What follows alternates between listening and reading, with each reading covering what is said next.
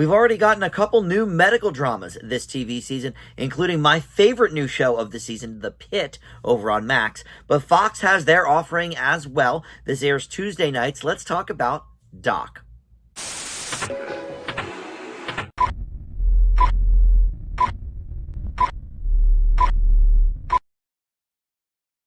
Hey guys, Dan here. This is Dan Reviews It. Welcome to my TV review for the new Fox drama Doc. This is airing new episodes on Tuesday nights, and as of this recording, there are 4 new episodes in the can. You can catch up, of course, on Hulu if you would like, as you can with most Fox shows. I have watched the first 2, so this review will be about those 2 episodes and the potential that I see maybe in this series, or not. We'll find out here in a second. But first, let me welcome you back to the channel. If you are one of my Dan Reviews subscribers already, thank you so much for that. But if you're not, please consider subscribing, click that notification bell. All that stuff, of course, helps the channel out. Or you could just like this video, comment below as well. I love interacting with you guys in the comments.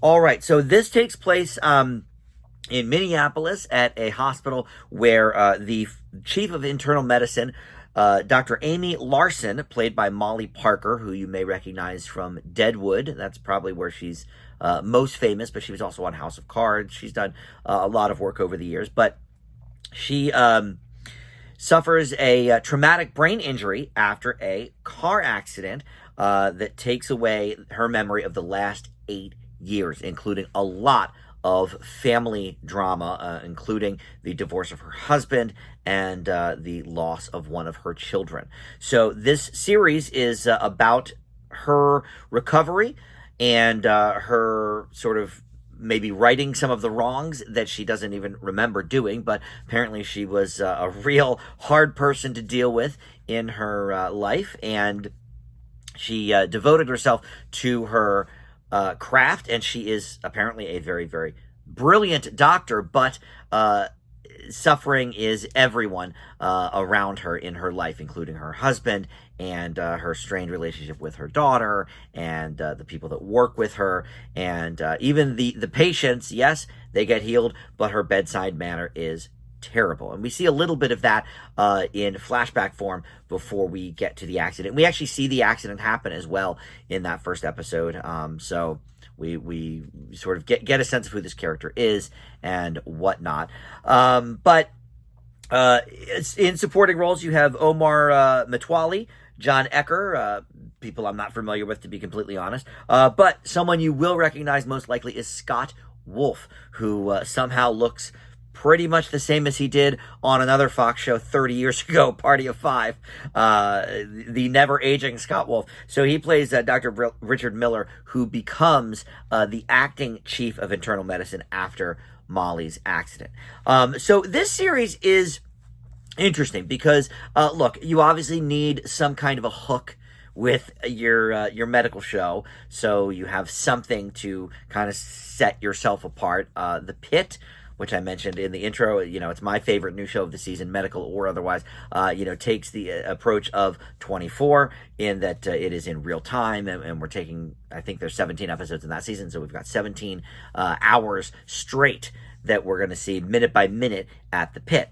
Then a Brilliant Mind, or what's it called? Brilliant Minds on NBC, starring Zachary Quinto. The hook there is actually a little bit similar because it's another sort of medical condition of the brain, but he has trouble forming faces in his mind, and he has that I forget what it's called, but the facial aphasia or whatever, where you're struggling there. So he's got that going on, and he doesn't want anybody to know about it, and so that's sort of the hook there. So here the hook is that not only is this woman trying to figure out who she even is, but the last 8 years are a complete blur. She's got to go through a lot of trauma again, waking up and learning that her son was killed years ago, and so she has to sort of go through that trauma all over again, even though she doesn't remember going through it the first time, but she is. But she's also fighting to get her career back, and that is certainly another portion of the plot. And look, as a result, I think people that are coming to this show for the medical emergencies and the ER type of stuff, and the patients, I think, are going to be a little bit disappointed, because I believe that's where this show sort of lacks focus, at least so far. Obviously there's a lot of other shows where you can get more of that than you even need, such as Grey's Anatomy is still on, and you also have Chicago Med, and there's a bunch of shows that handle that just fine. And actually, some of the shows that just recently went off the air, The Resident, had a nice melding of patient stuff and character work. But here, I think it's going to largely be about her as a character, and that could present a problem because she's not very likable.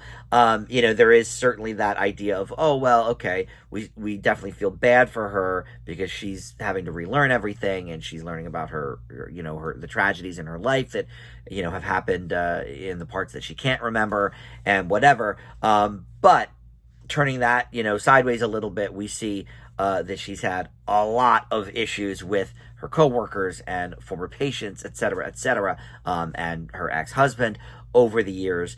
So is she a likable character? I'm not sure. Now, personally, I actually think that makes her more interesting.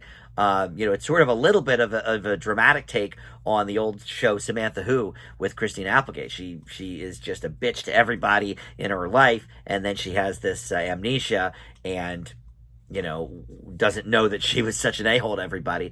That was played certainly for comedic effect, where here it is played very realistic and much more dramatic. But look, I actually think that kind of works. I think we have a lot of shows already where the patients are kind of the focus and do, case of the week. And we see a little bit of that here with her attempts, because she's still in the hospital for these first couple of episodes, kind of getting her bearings back, and she's sharing rooms with people that she is then trying to diagnose, and those patients' doctors are like, hey lady, we got this, you're still suffering here from your amnesia, let's take a step back, oh no, I know what I'm doing, so much so that she even in the second episode kind of busts into a board meeting and says, hey look, when can I return to your service? So I think this show is going to focus more on that, but that creates sort of a different problem in that once she is eventually healed, or once she sort of develops this new life, a new persona for herself that is hopefully kinder and gentler, where does the show go from there? I don't know. That's the thing with grading a TV show over a movie, is that this is still very open-ended. They're still obviously working out what the show is going to be and who the character is going to be. And I think a lot of the success of the show will depend on that. So yeah, I mean, if you're coming here just for the medical mystery of the week type of show, that is not what this is. But if you are interested in a character study that happens to take place in a hospital, this may scratch a bit of that itch for you. And I think Molly Parker is very good in the role. So I will leave Doc with a B, and you can check this out Tuesdays on Fox. All right, thank you so much for watching Dave Reviews It, and we'll see you next time. Bye.